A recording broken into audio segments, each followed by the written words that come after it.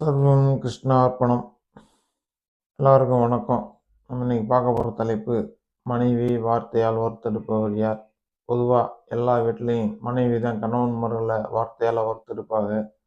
ஆனால் சில ஜாதகங்களில் வீட்டுக்காரர் மனைவி வார்த்தையால் வறுத்தெடுப்பார். இப்படிப்பட்ட ஜாதக அமைப்பு யாருக்கு இருக்கும்னா, 7ஆம் அதிபதியை விட லக்னாதிபதி பலமாக இருந்து அந்த ஜாதகத்தில் சனி பகவானோட பார்வையில் சுக்கிரன் பகவான் இருந்தால், இருவரும் நேருக்கு நேரம் 7ஆம் பார்வையால் பார்த்துக்கிட்டா, அப்படிப்பட்ட ஜாதக அமைப்பு உள்ளவர்களுக்கு நிச்சயமாக மனைவியை வார்த்தையால் வறுத்தெடுக்க மாதிரி ஒரு அமைப்பு வரும்.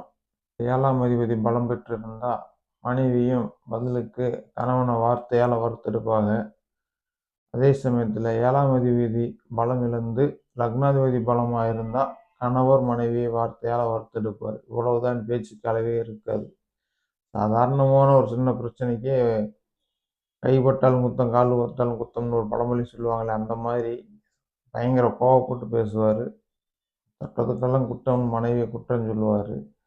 அந்த அம்மா 7ஆம் அதிபதி பலமாக இருந்தால் அந்த அம்மா பதிலுக்கு இவரை வார்த்தையால் வறுத்தெடுக்கும்.